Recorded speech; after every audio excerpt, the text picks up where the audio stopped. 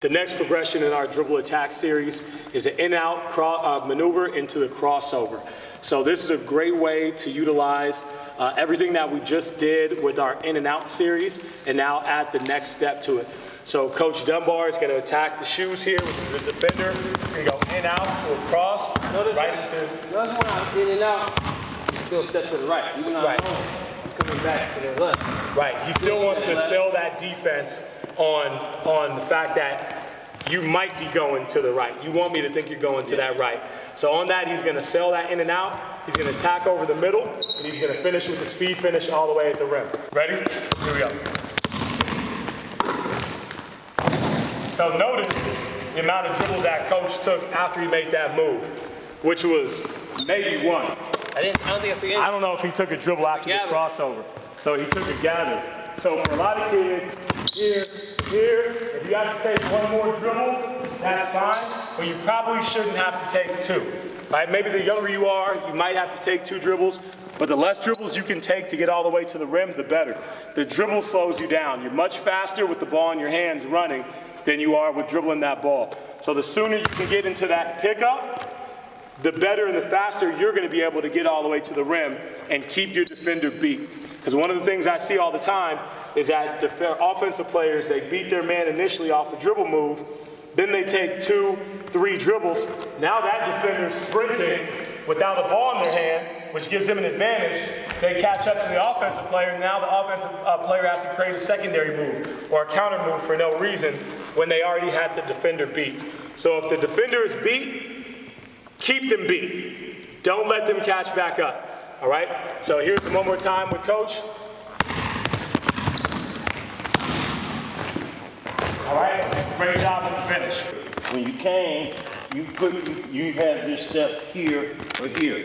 I want you to emphasize to them that, like when you cross over here, this foot is already on the outside. Take a big step past this foot. Okay. All right, like emphasize that big step past that foot. So slow right here. So when you hear, you get low like this, right? You don't have to squat down, but your shoulders are low. And when you put that left foot right here, that right foot goes way behind my right foot, right there. So now I'm on the reverse.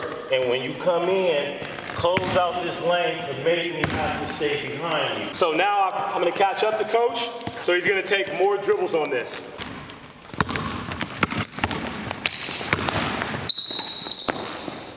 So Coach just went with the elite move and the spin move into a jump shot, which is a high level, very high level for the advanced ball player out there.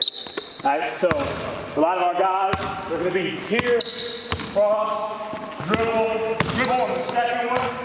That's when they make the spin move. What you talk about, it's a dribble step, it's a drop, it's a break, okay? Or swing to break.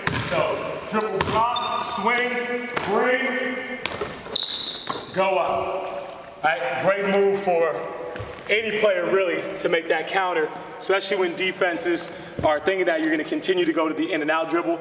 Hit them with the crossover, allow them to catch up, or if they do catch up, spin, utilize their speed and their makeup and catch up ability against them for an easy layup. So the Rondo fake is going to be with that inside hand.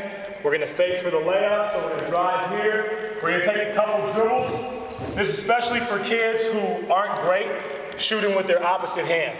So for normally speaking, let's say if I have the ball, I'm a righty, Coach is a lefty, so this will apply more for me and players like me than for Coach. So as I go with the in and out to the cross, if I'm not very good, even though I have a beat right here, if I'm not very good with my offhand, it's going to be a shot like that, right? So if I'm not there yet, now granted, we want to continue to work on our offhand, and this is the time to do so. But in a game, if we're not great at it and we need to make that shot, right, game's on the line, what we're going to do here is as I drive, I'm going to take my first step with my left as I dribble. So it's going to be here, boom, show the ball with my right hand or my inside hand, and I'm going to swing my leg around, get squared up, right down the middle. All right? So once again, We go with an inside out move. Right out, cross, here, show, come back, finish. That's our rondo. Let's see it, coach.